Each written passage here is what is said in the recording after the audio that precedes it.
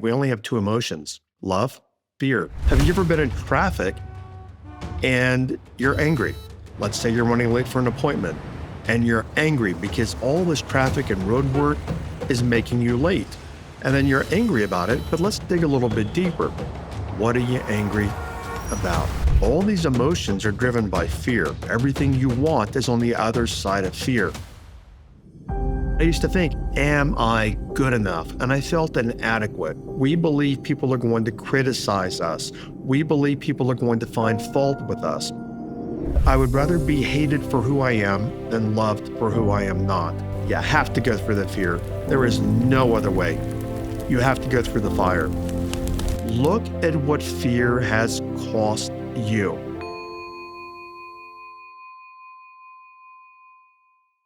You're listening to the Transform Your Life from the Inside Out podcast.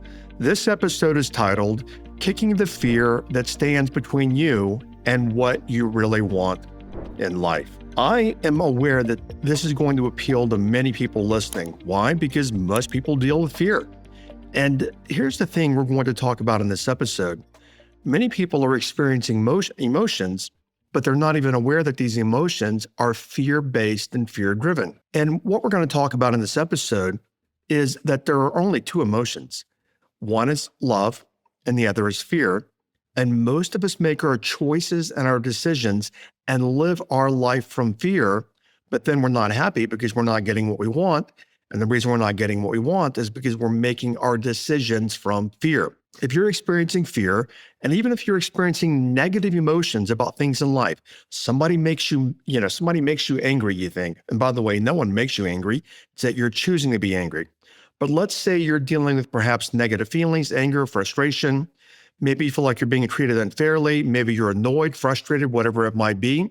You're going to find in this episode, they're all driven by fear. Keep listening. Okay, fear, and getting rid of the fear. The first thing that you have to know is that you have fear. And of course, most of us would say, okay, I know what things make me fearful. You know, what's interesting is I was watching something on YouTube last night. I think it was a First Amendment auditor, and I had it on in the background as I was working. And there was this police officer in LA, young guy, probably 28 or so. And what's interesting is what I thought about is many people, they go into fear when they're pulled over by the police. And then sometimes you have hostile police officers, and that creates more fear in people. But this officer is very transparent. And he goes, I'm 28 years old, and I'm afraid of my mother. He goes, I'm Hispanic, and Hispanic mothers can be very tough. And I found that interesting, the chain of fear, and that this guy, a police officer, may by his profession instill fear in people, yet this guy who's instilling fear by being a police officer and other people is afraid of his mother. Okay, let's go back to what I opened with. We've got to know that we have fear. And I did say that you know that you have fear. But what I was saying earlier is I said, if you're in negative emotions, that's fear, but you're not identifying it as fear.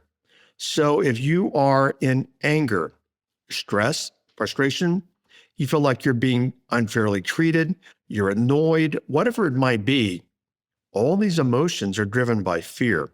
Let's take the first one, anger. Now, when we talk about anger, if I said, are you afraid? You're like, no, I'm not afraid, but I'm pissed off. Well, the anger, the being pissed off is driven by fear. Let me give you an example of what I mean. Let's say that you're getting a divorce and it's a nasty divorce and your partner is being really nasty in the divorce.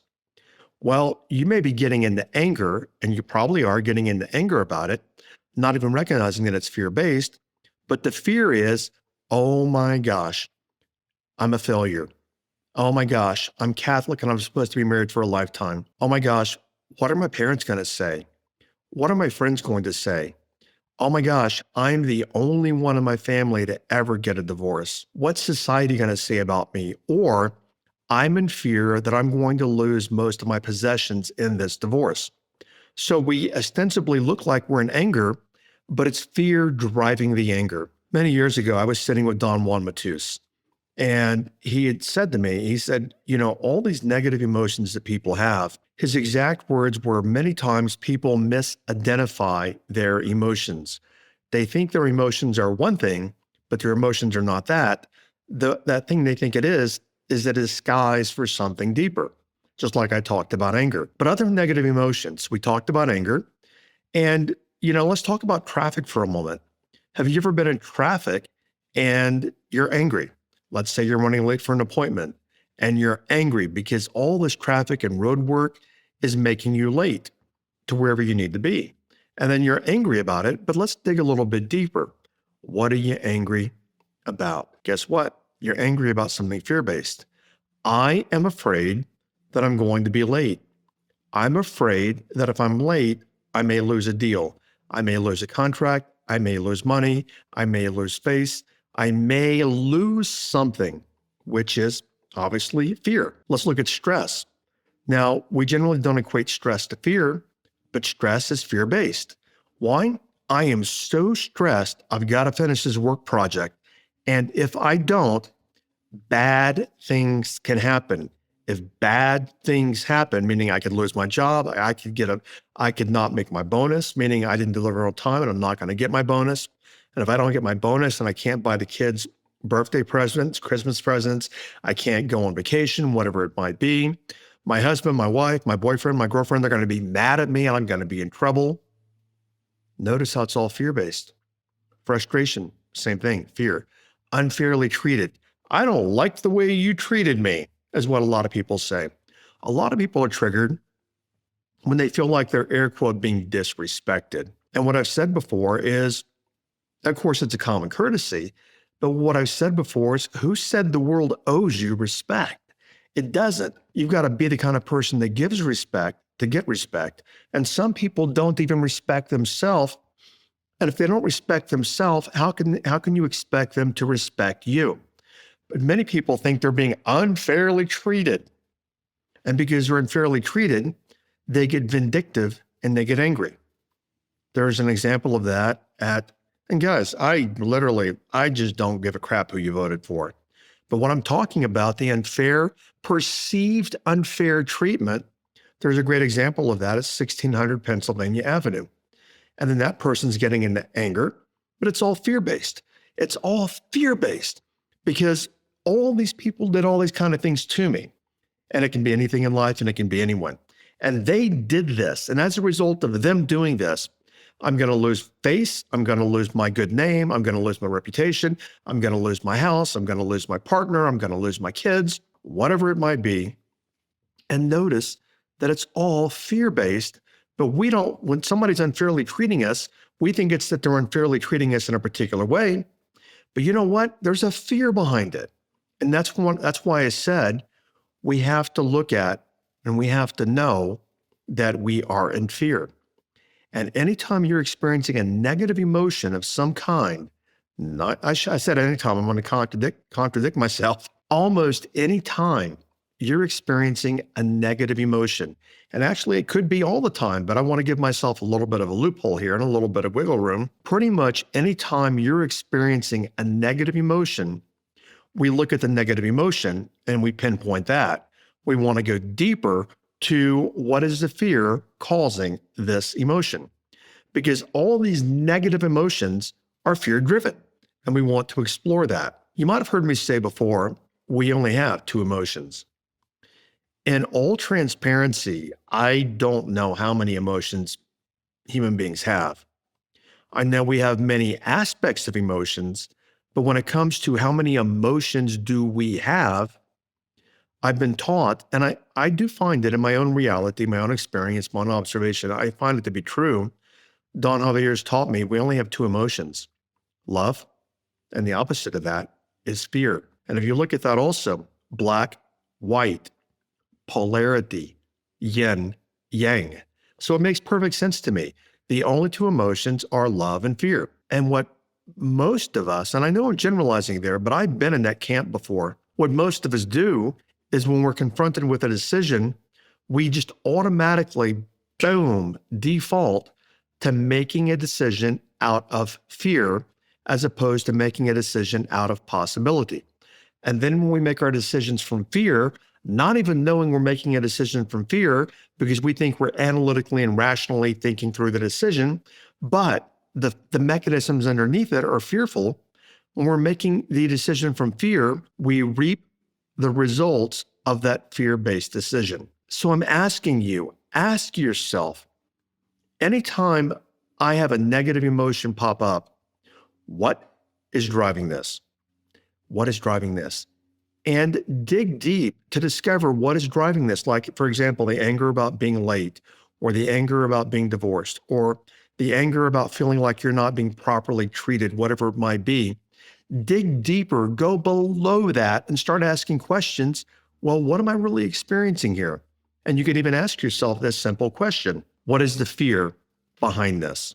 What fear is driving this negative emotion? Now, it's vital that you have to be honest with yourself. Okay, so you've got the base of it, but the next part, this is something that I learned many years ago. And I had always thought, to a large degree, that I'm pretty authentic in life. If you've listened for any amount of time, you know that I can be pretty unvarnished. A friend of mine once said, Jim, you're an acquired taste. A friend of mine and I were kidding one time. He's like, Jim, you need to go to finishing school. And I get that.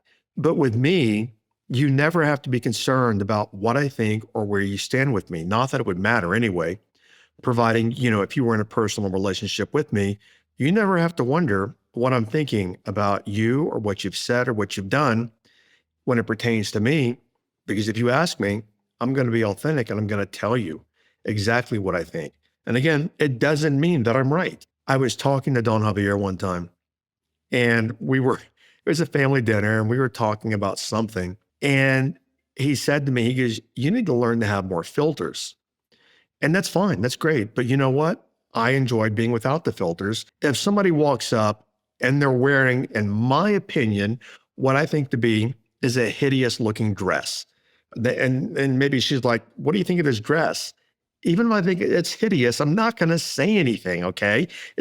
What's the point? And it's just my opinion anyway. All that matters is that she likes that dress. This day and age, all that matters is that they like that dress, okay? But anyway, if you ask me about feelings and emotions and what I think about different things, I'm going to tell you authentically what I think, what I feel, what I perceive, what I observe, as long as you did literally ask me to share my opinion and it's relevant, then I'll just authentically share. But many of us have a hard time being authentic with ourselves. And I want to talk about authenticity in two ways. One way would be my friend Gary Zukav. Now, Gary constantly talks about being an authentic being. And what Gary means by that in the much bigger picture is not living in the ego. To live in the ego is inauthenticity, is what Gary is saying. And I fully buy into that. I fully understand it. I fully know it. I fully, air quote, believe it, is that your authentic self is not Bob or Sue or Jim or Mary or Jane. Your authentic self is the soul behind the ego container. That literally is just pure authenticity. But the way that I'm talking about it here is being authentic about the emotions of the being. Now, what I mean by that is, and I could relate to this because this was me many years ago, and I'm just being transparent. When I grew up, I was indoctrinated that, and I grew up on a farm, if you've listened for any amount of time that you know, boys have to be tough. Boys have to work hard. Boys have to, I had the kind of dad where as a child, boys don't cry. Boys suck it up and boys don't cry at all. And all these kind of things. And what I learned in those years was to mask my emotions. Whatever fears that I had, I learned that it's weakness to show fear. And I can't tell you, man, I really wish I could look into my brain and tell you, but that's what I learned in the way that I grew up. And it's just traditional. It's old and traditional way. So for many years, if I were afraid of something, I would act like I wasn't afraid of it. I would ignore it. I would discount it. I wouldn't say anything, or I would be scared as hell while I was doing something and I would still do it. Why? Because I didn't want to look weak if I didn't do it. So then you look at the fear behind that. What's the fear behind looking weak?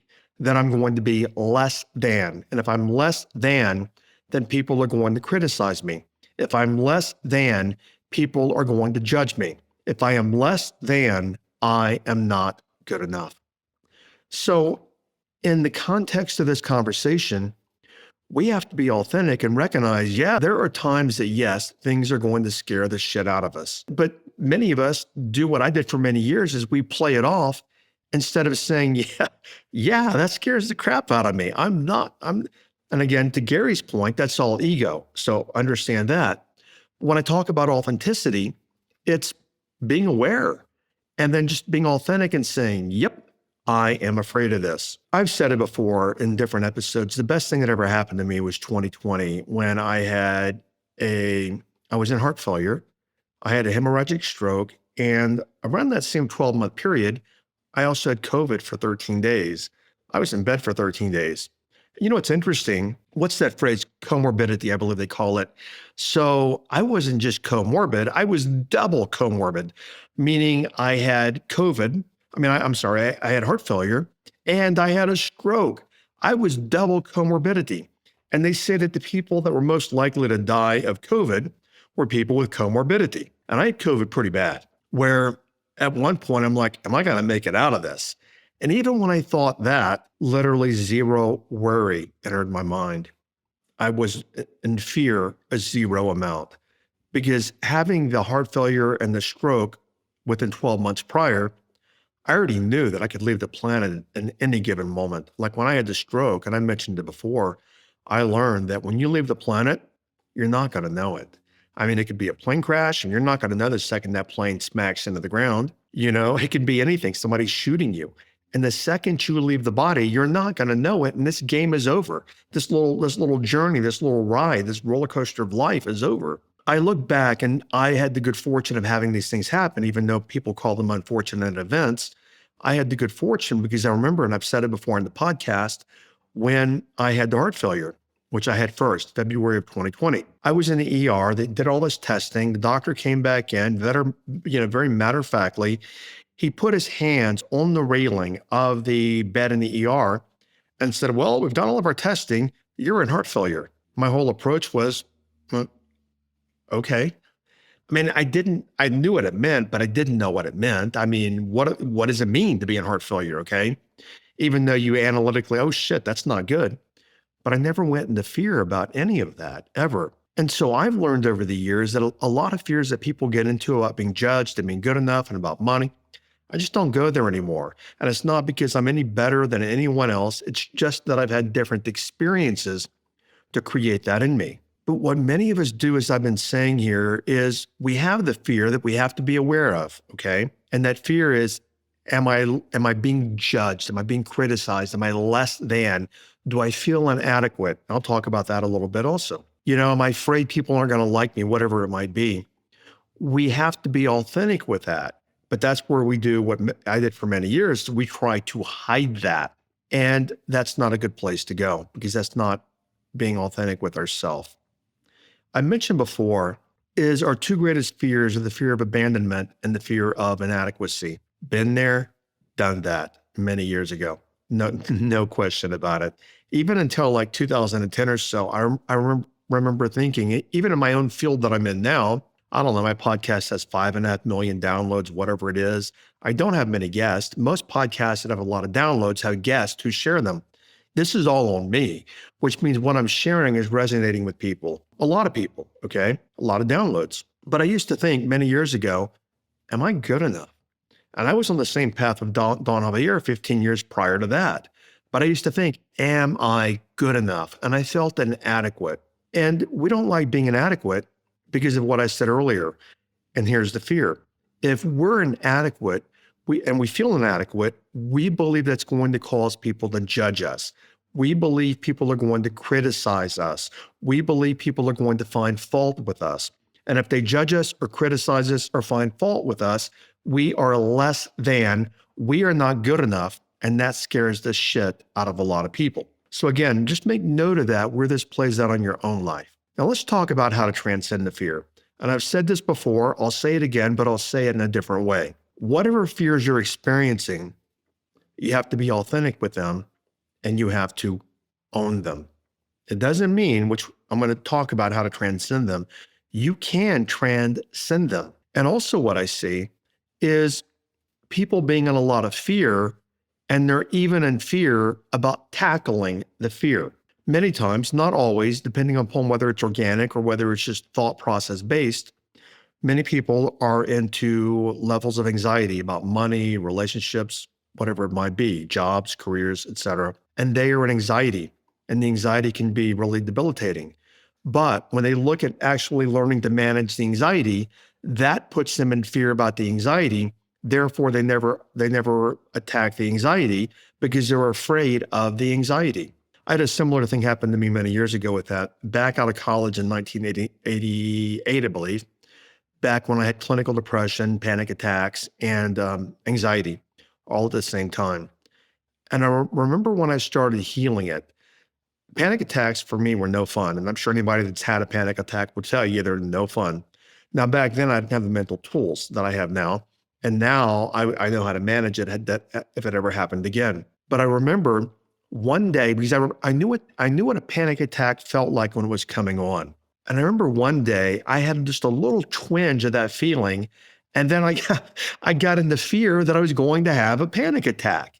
So I was literally in fear about fear. And many of us do that, and I understand that. But we have to do what I'm going to show you here, okay?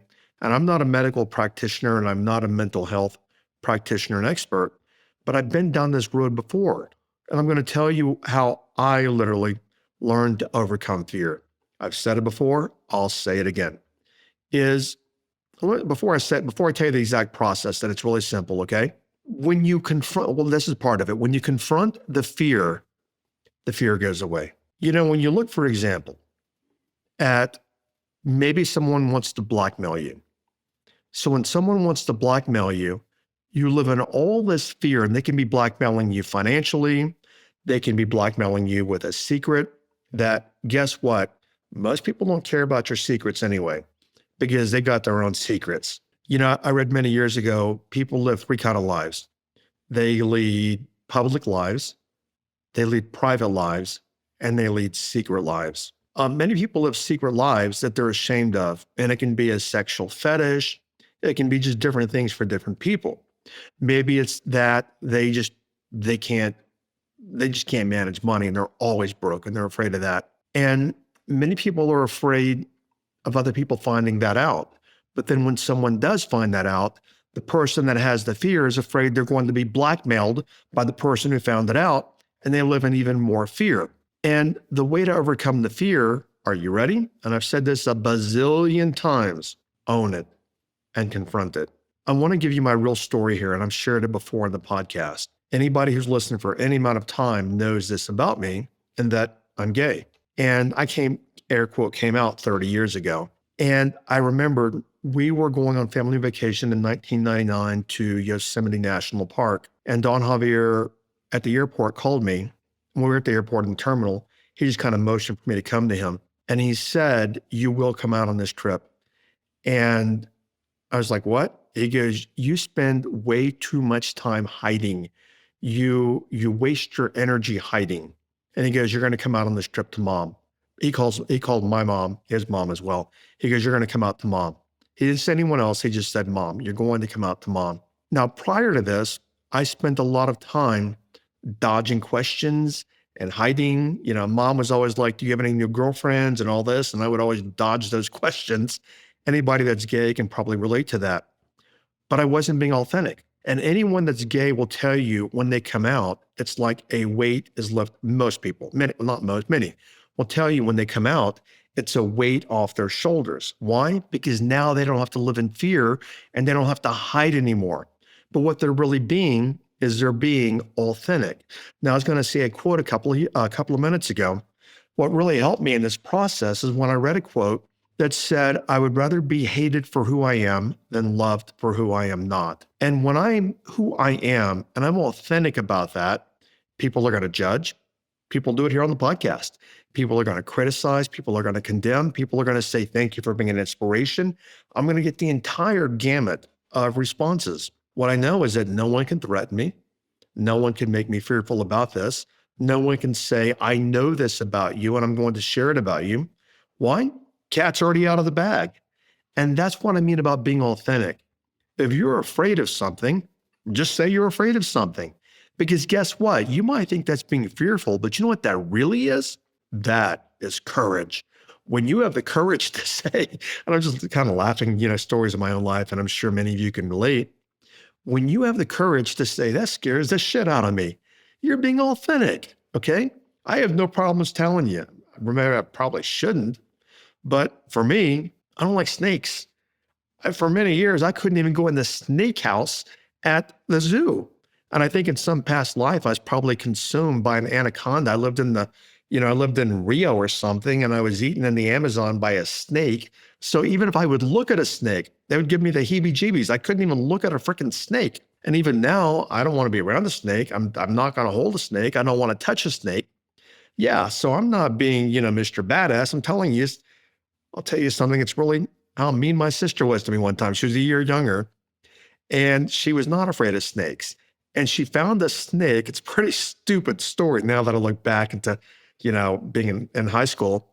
She found a snake, and in the garage, when my parents' garage was set up, it was a really tight garage. So she found a dead snake, and I got in the car. I'm like, get it away from me, because she's kind of swinging it at me. Get it away from me. So I got in the car and shut the door in the car. She hung the snake over the window, over the part of the roof of the car, over the window. So if I opened that door to get out of the car, the snake was going to touch me or going to follow me. I think I stayed in the car for like an hour or something. I think you get the point. I fucking hate snakes. Now, again, I know spiritually, they're medicine, they're grounding. Why? They're close to the earth. Still doesn't mean I want to hold one. So I have no problems admitting that. You show me a snake, I'm going to run like a 12-year-old schoolgirl. I do not like snakes. So that's very clear. But I don't have to be all macho about it. If I'm at some event and somebody says, hold a snake, Jim, we're going to demonstrate. Hell no, I'm not holding a damn snake. I'm not holding anything. You hold a snake yourself. I don't care. But you got to confront the fear. So what I request you look at is look at your fears and look what's behind the fear and then confront it. Because when you confront it, you weaken it. Let me give you a tangible example many people can relate to. Doing what I do, I get judged all the time. Why? Because I'm in the public domain. I mean, I'm not as big as a lot of people, and I don't want to be as big as a lot of people. I would probably shoot myself, and I'm kidding, but if I were as big as Justin Bieber or someone like that, I have no desire whatsoever to be at that level of notoriety.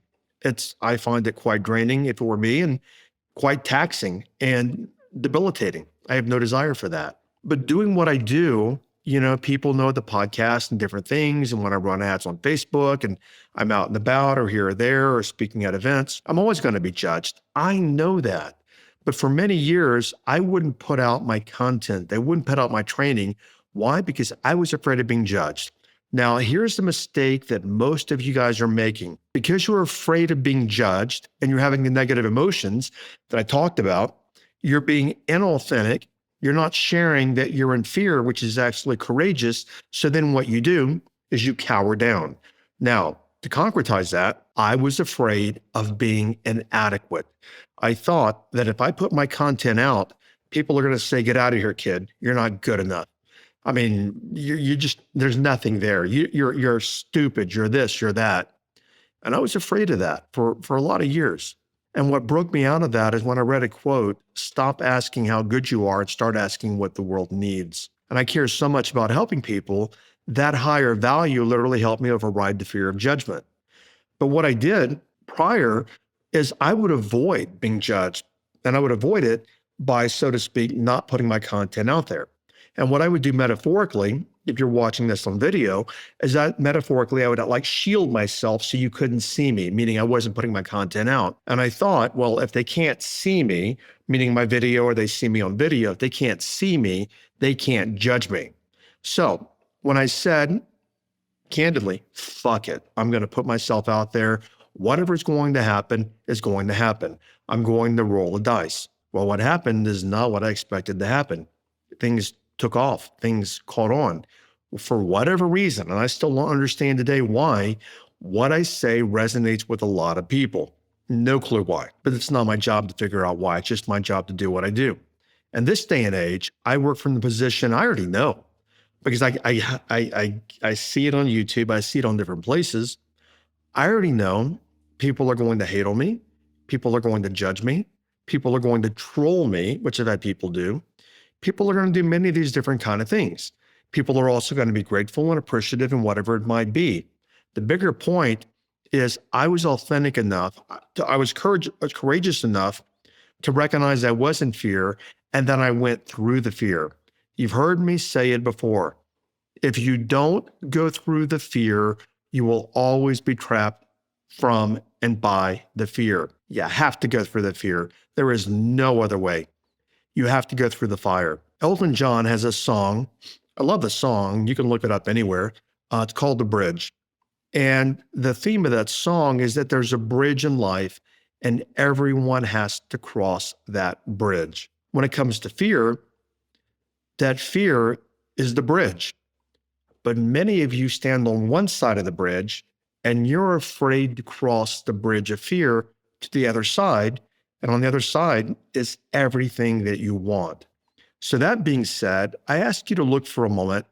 Look at what fear has cost you in the course of your life. Look at what fear has cost you. Look what it's cost you in terms of quality of living, in terms of your personal evolution, in terms of money, in terms of relationship, in terms of happiness living where you want to live. How about this one? You've got a job that pays you an XYZ comfortable amount of money, and you're afraid to leave, even though I've heard people say their job is soul-sucking. You're afraid to leave. Why? Because what if I fail? And what if people say certain things about me?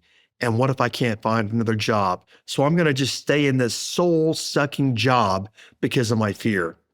So you have to review. It's important you review. You don't have to do anything, but it's important you review your choices and look at how many choices in your life have been filtered and made through the lens of fear.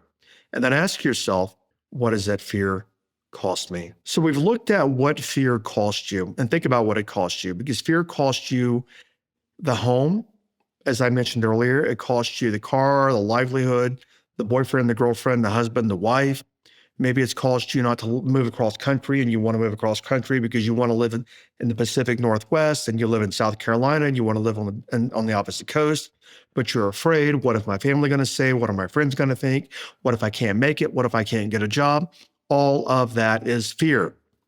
So you have to look at what has your fear cost you. This is vital because your fear has cost you every single thing that you want in your life. That's why I said earlier, everything you want is on the other side of fear. Okay, next, let's get rid of the fear even further. Name it. And you can name it whatever you want to name it. Don't name it a name that you like. But fear, maybe you've got somebody in your life that you know, I'm going to use this for a fact, is the biggest asshole in the world, according to you and your interpretations. You don't like them. You don't want them in your life. You don't like being around them. And let's say their name is Bob. Well, guess what? You can name your fear generically Bob. Now, when we name things, we can identify it. And every time that feeling of fear comes, what you could say is this, and you can literally say something like this. Oh, okay. Here comes Bob again. And you know what, Bob? I don't need this crap in my life right now. I don't need you. I don't need any of this in my life. I let it go and I remove you from my life. Notice what you're doing now. You're disassociating from the fear. And not only are you disassociating from the fear, you're dialoguing with the fear. And when you dialogue with the fear, what you're not even recognizing you're doing is you're setting your intention. And when you set your intention, that literally moves you. And you're also using your brain, because when you actually get in the habit of naming the fear, identifying it, calling it out, saying, I don't have time for this crap. You're not welcome. I don't want you here. Get the hell out of my life. When you're doing that right there, you're conditioning the brain. When you do that habitually over and over and over again, the brain learns, oh, okay, if I bring this person this fear, they're going to eradicate it, eliminate it, and kick it out anyway. So I'm not going to bring it to this person anymore. Now you're managing yourself instead of the fear managing you. Very, very vital step is that you name it and then you dialogue with it and tell it to get the hell out of your life. Talking a bit ago about embracing it and having the courage, we're all, the two biggest fears, as I said, fear of abandonment and fear of inadequacy. I'm well aware that there are many people that can do a lot of things that I can't do. And would I be inadequate? And maybe you said I can't, man, well, many I can't do. I mean, I can't do brain surgery. If you ask me to be a brain surgeon, I'm deeply or highly or whatever inadequate about being a brain surgeon. If you ask me to run the Boston Marathon, I'm 60 years old. I haven't run a marathon, and I've never run a marathon. I ran a half one many years ago, but ain't gonna happen. I'm gonna be deeply inadequate compared to other people running that marathon. If you ask me, for example, to do your taxes, I'm not deeply inadequate. I am like colossally, monumentally inadequate when it comes to doing your taxes. That's why I have CPAs. I can't even do my own stuff, okay? So I know all these areas in life where I'm very inadequate compared to other people. What I don't do anymore is try to play it off and act like I can figure it out or I can do it. Basically, I'm like, I'm inadequate. Now, here's the thing about that. When I recognize, and I don't do it in a negative way, like, oh, poor me, I'm inadequate. It's like, I can't do it. I mean, I guess if you want to call it inadequacy, I'm inadequate. But here's the thing. If somebody said to me, they came up and said, Jim, you're really inadequate at running a marathon. No shit, really, I already know that. Notice it doesn't have any teeth. But if I'm trying to put this front up and trying to act all like, oh, I can do this and I can do everything, when somebody calls me out, then it creates more fear in me. But when somebody calls me out and I already know I'm inadequate in that area, or I've already faced the fear, I already know it. Big deal. Meaning whatever they've said to me has no teeth in it. So I just accept myself as that. It doesn't mean that I can't grow. It doesn't mean that I can't evolve. It doesn't mean that I can't change. But you know what? I'm going to be authentic, and I'm going to authentically live in my courage. And I have the courage to be inadequate or not good enough compared to other people or whatever, anywhere else in my life or everywhere in my life. Because guess what? For me, I just don't care. We're all different. Everyone's living their own dharma, and I don't care. Okay, I want to dive a little deeper into this topic for many people that have had some significant things go on in life. In particular, people that have had some kind of trauma go on, and they've got a lot of fear around the trauma, and that fear is driving their life. It can be financial trauma, it can be relationship trauma, whatever it might be. But I want to talk about that on the Secret Podcast. To listen to that part of this podcast and the Secret Podcast, the part on trauma, go to jimfortin.com/app, jimfortin.com/app, and actually join my Be Do Have Insiders. Inside the Be Do Have Insiders, we talk about all of this. I do coaching in there, all that kind of stuff. But the Secret Podcast is in there as well. And I'm going to talk about trauma as it's related to fear. jimfortin.com/app. Your transformational takeaway in this episode is, number one, be aware. Be aware of the fear. Any negative emotion is fear-based. Number two, be authentic with it. Just recognize that you have the emotion. Number three is name it. And then number four is disassociate from it. When you name it, you're disassociating, give it a name, and tell it with repetition, get the hell out of your life, get away, you don't need it, you don't have time for it, now's not the day for it, whatever it might be in whatever way is comfortable for you. But basically interact with that fear that now has an identity as if it's somebody outside of you, and you're directing them and commanding them out of your life. When you do that, you're using your intention. When you use your intention, you're setting the energetic mold to create new ways of being for you. Thanks for listening, and I'll catch you over on the Secret Podcast or over on another episode. Bye-bye.